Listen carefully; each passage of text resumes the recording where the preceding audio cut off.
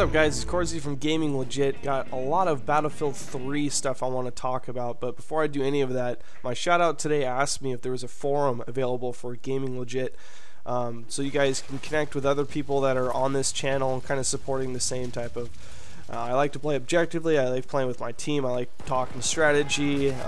You know, not so much just casual goof around and not take the game seriously. My answer to that is go to my Facebook. Just simply search Gaming Legit on Facebook. You'll find the Facebook. I check it frequently. I'll actually be on there personally. Don't be shy if you see that Gaming Legit is online in Facebook. Ask me a question. I love talking about games, strategy, different topics. Just for an example, I don't post a lot of Call of Duty. Actually, no, I don't post any Call of Duty anymore. The Black Ops trend that's going on right now, it's not my thing. I don't like Black Ops, and one of my subscribers actually plays Black Ops. He's quite a big fan, and so he asked me a couple questions about Black Ops. We had a good discussion about why I don't like playing Black Ops and kind of bouncing off different ideas about things that I think are wrong with the game, just pointing out different things, and you know, coming to, oh, okay, I didn't know that. I didn't know that. Oh, that makes sense. Conversation like that. That's why I've got the Gaming Legit Facebook. It's a great forum for direct communication with me, and also you can post stuff on my wall, and you guys can talk together. That's the whole concept and premise of me having a Gaming Legit Facebook. So please, if you're not a subscriber or whatever, friend or whatever the heck it is on Facebook, go ahead and join for the Gaming Legit. Go ahead and add it and post stuff on my wall. That's the main reason why I've got the Facebook. Using Facebook for all that it is. I'm not going to talk too much about the Vietnam gameplay. You know, I haven't posted any Battlefield Bad Company 2 Vietnam. It's almost like this DLC, whatever you want to call it, this expansion came out, and it was pretty popular for about a month, and then it kind of died off, and now you're seeing like Bad Company 2 come back in popularity, and people are posting vids about that, and they're not really covering Vietnam anymore. Vietnam has still got its value. I don't know why it is, if it's just something that's in my head and I'm having troubles getting around it, but to me, whenever I get on and play Vietnam, it seems like it plays more fluently than Bad Company. I don't know if it's because of the lack of buildings and different environmental things that causes lag in Bad Company, but in Vietnam it seems like it plays smoother. It seems like weapon registration is more on par. Like for sniper rifles, for example, I feel like sniping in Vietnam is way better than sniping in Bad Company 2. I feel like you get kills a lot easier. Not to say that, you know, I like playing games that are easy. It's just that I get registration more often in this game that therefore leads to a kill, whereas in Bad Company sometimes one sniper rifle will take 3 shots, whereas another game I'll play in that the same exact sniper rifle will give me 1 shot, you know. And I'm not talking about headshots either. So I don't know, there's some differences in consistencies between the two games. Vietnam seems to be a little bit cleaner. I don't know why that is. Maybe it's just me. But I'm not going to talk too much more about this gameplay. Rather, I'm going to talk about some Battlefield 3 news, stuff that I've kind of been holding off and not been able to talk to you guys directly about. I've been watching a lot of the PC gameplay that's come out. I don't know if the beta is already out for the PC players or where this footage is coming from, but there's actual PC gameplay of Battlefield 3. And there's stuff to take from it and there's stuff not to take from it. So if you guys do decide to research and look up the Battlefield 3 gameplays on YouTube, keep in mind that this is PC gameplay. PC gamers play completely different than console gamers. Everybody knows that. The games just operate differently. You know, what we can do with a console and a controller is different from what they can do with a keyboard and mouse. It's just different. They're totally different realms of gaming, even though it's still a first-person shooter. But the stuff I can take from it, I am going to talk about. And the first thing I want to talk about is the environments and the difference between Bad Company 2. I know that it's not part of the same series. You know, Bad Company 2 is not Battlefield 2, and that Battlefield 3 is the next game in the Battlefield 2. But truth be told, DICE has openly said in Game Informer, I read a great article on that, I don't know, 5 months ago or something like that, when Battlefield 3 was first coming into our sites, where it was talking about how Battlefield Bad Company 2, this game, was kind of the testing ground for some of the stuff they were going to be implementing in for Battlefield 3, and that this game, that it wasn't something that they're like, for example, like Modern Warfare or Call of Duty or something like that, where they're going to launch it, then they're going to do these map packs and these updates, and they're really going to get as much value out of the game as they possibly could. This was one of those games where they were testing stuff for the future Battlefield 3, where they were going to launch it, and they weren't planning on, you know, doing a lot of extra things outside of launching this game, because they just didn't think this game was going to be as popular as it was. But it ended up being a really popular game.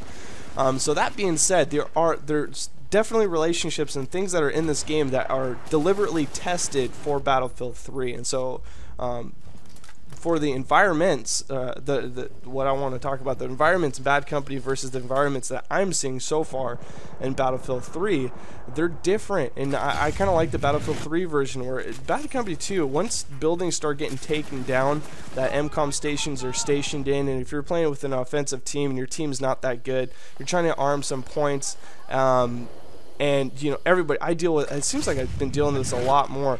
Your team completely destroys the cover the buildings provide for you to be able to get into the enemy base and be able to arm those MCOM stations. It therefore makes it impossible to be able to get to the objective and arm those MCOM stations. Whereas it seems like, from what I've seen from video for Battlefield 3, the environments are much more urban. There's much more tall buildings and hallways to go down and cover. It's not vast open spaces with buildings periodically, like in different areas of the map. It seems like it's much more urban, and there's different scales of land too. So there's like hills and it drops down, and there's, whereas Bad Company can be really flat at times, where it's really easy to position yourselves like over a hill, where your head's just caping over top of a hill, and you can pick off guys as they're trying to run to the MCOM stations over and over and over again. It seems like the balance in the environments is going to be a lot thicker and richer in Battlefield 3. And on that topic of environments too, it seems like there's going to be a lot more interactivity. Look at that fail of that dynamite right there. This is an epic suicide right here. Anyways, for Battlefield 3, as far as the environments go, from what I've seen so far, there's a metro part of a map. So you get the first line of objective points. These planes fly over, bomb the streets, and they open up this hole that drops down into the subway. Then the next MCOM points drop down into that subway, which is really, really cool. That's this map interaction I'm talking about.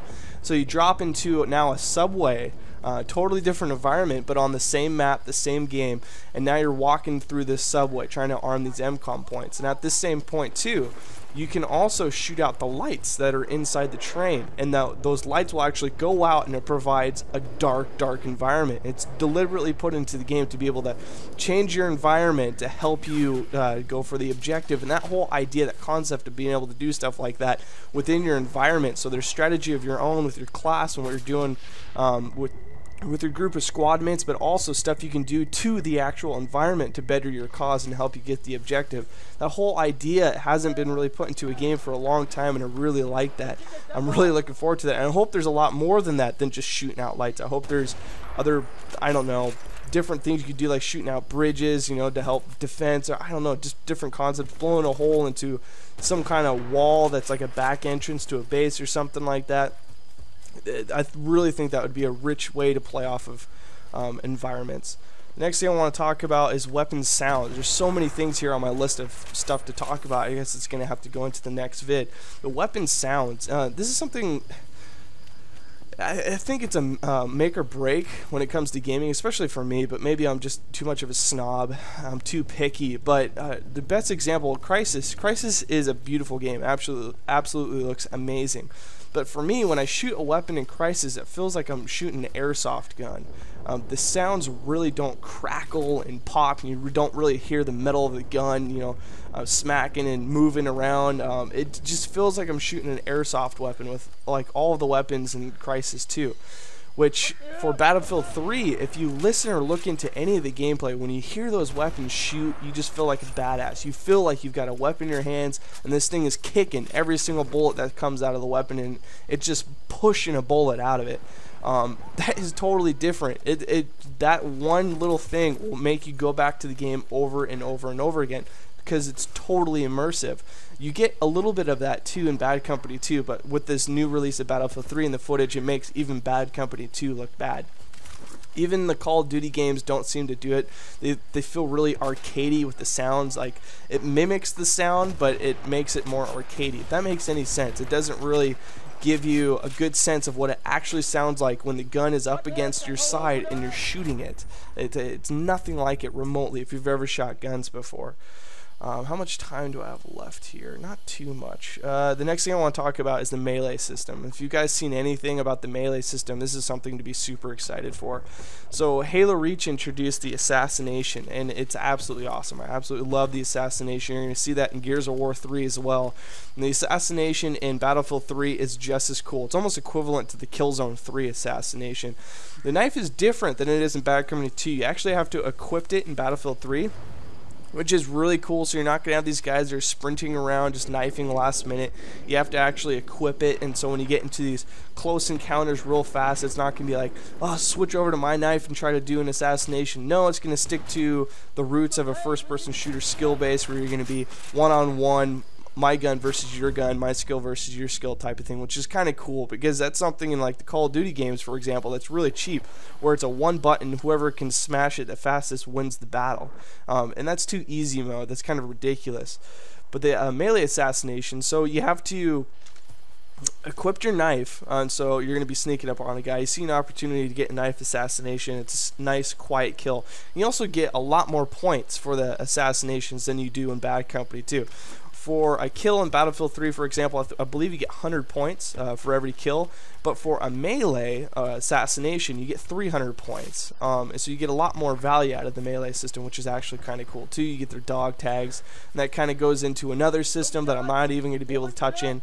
They're building this really strong community, this like forum, almost like Halo's got a Bungie.net, where you can look up your stats and weapons and all that kind of stuff. You could do, they've got this whole other party system, friend, forum thing that I can't even talk about right now because I don't know too much about it. But I know dog tags come into play for that. You can actually message people and, you know, say that I got your dog tags and stuff like that, which is pretty cool. The spawn notification, I picked up on this. Nobody's really talked about it yet, but I noticed it in the video, and it's brilliant. It's something that's tiny. In this game, it's all about communication. So if you're the last person alive in your squad and you're dead, and you'd be sitting there, for example, my buddy AK Breezy, Alex, that's his name, I would be like, Alex, stay alive, I'm dead, I'm going to be spawning on you, because he's got a great point. I don't want to spawn all the way back to my base. I want to utilize where he's at right now so I can spawn inside their base. And so I do a shout, Alex, stay alive, just take some cover because I'm going to be spawning on you pretty close. And then he can therefore go, okay, I need some ammo, spawn as the assault class, or I can notice he doesn't have that much health, therefore I can spawn as medic class, throw down a medic pack. You guys know how that works. But in Battlefield 3, if you're going to be spawned on, and you run into this all the time, at least I do, because, you know, my friends have, you know, their own work life, so do I. Chances are when I'm going to game, they're busy doing something else. When I go in and play by myself, not too many people have mics on, like, at all. And nobody's talking, everybody's doing their own lone wolf type of thing. It's pretty annoying. So I can't really tell people, hey, wait for me, and if I do, they're not going to listen to me. Or vice versa. Maybe they're dead and they want me to stay alive so that they can spawn on me, but I have no idea because there's no way of them communicating that to me. But in Battlefield 3, it actually gives you a notification on your screen that someone's trying to spawn on you, and it gives you a timer, a countdown to when they're actually going to spawn, which is brilliant. I don't know why they, you know, you don't see that in the other games. It's pretty smart. I guess it was just a matter of time before that was put in. The next thing on my list of things to talk about is prone. Now, prone is going to be a big topic to talk about, so I'm not going to be able to get into that. There's a lot of hit or miss to whether or not this is going to be a positive thing or bad thing, because this is like one of those things where it most relates to Call of Duty, and so people are kind of skeptic about it. It did exist before in the Battlefield series, and so people know that it actually works. But now with this age of gaming and the popularity that there is going to be a Call of Duty population that's going to be pulled over to the Battlefield franchise, and infamous drop shot, which is super annoying. But there's a lot of pros and advantages, and I don't think it's going to be that big of a deal, but I'll be able to talk to you guys about that in the next video. So I hope you enjoyed the gameplay and some of the topics. Otherwise, guys, make sure to go to Facebook, add Gaming Legit, talk to me personally. Insane Acorns known to stop by on that as well. Yeah, happy gaming, guys. Take care.